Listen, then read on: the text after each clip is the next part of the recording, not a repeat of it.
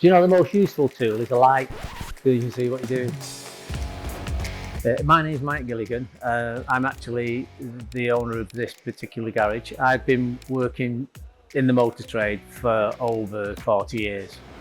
I started working myself in 1988. I actually started working for a company called National Tyre Services when I was 15, and then I just progressed from the tyre industry into the motor trade and moved on from there. With the motor trade, you can't always say what's going to happen from day to day because vehicles come in broken down. The motor trade has got so many, if you like, so many different things going on. I mean, if you're repairing motor cars, the customers don't see what you're doing. It comes in for a service unbroken, it goes out hopefully unbroken. If you were working in, say, a body shop where a vehicle comes in with damage, and you can be very proud of the job you've done because it looks so pretty. Well, our job isn't like that.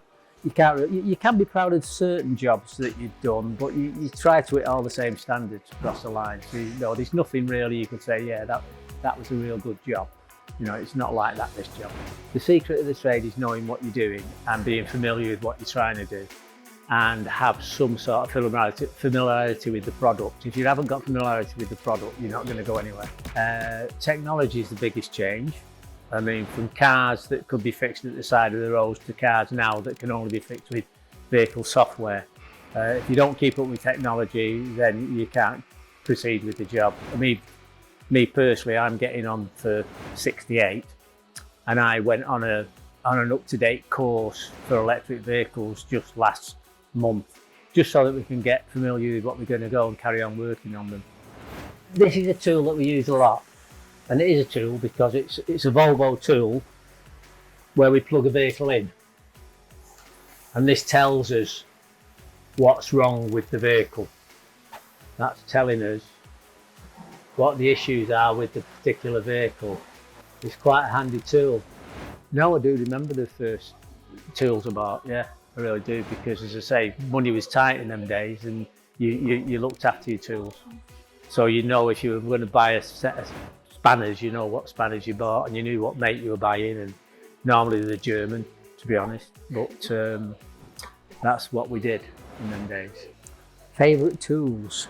So if you've got a bolt or a nut or something like that that's got cross-threaded, these are the sort of things you need to put that right, so they're handy to have. But that's not your favourite tool. This one, yeah, this is a heavy tool. This is what we use for doing wheel bearings, which is very popular and used a lot. But that doesn't mean a lot to you, but that's a very handy tool. Pulls wheel bearings out on wheels. These are also very popular.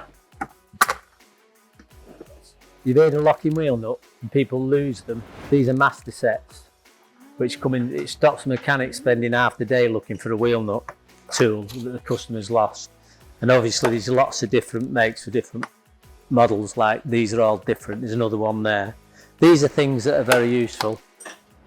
It's difficult with modern, I mean, it's going to take a long time. It's not going to happen overnight, but you're going to find is going to happen is you're going to find that the motor industry isn't going to be able to do much with modern vehicles. It's not going to be able to repair modern vehicles the same as they can with the combustion engines and such, because there's less moving parts, the vehicles are less maintained, you don't really need much to do with them.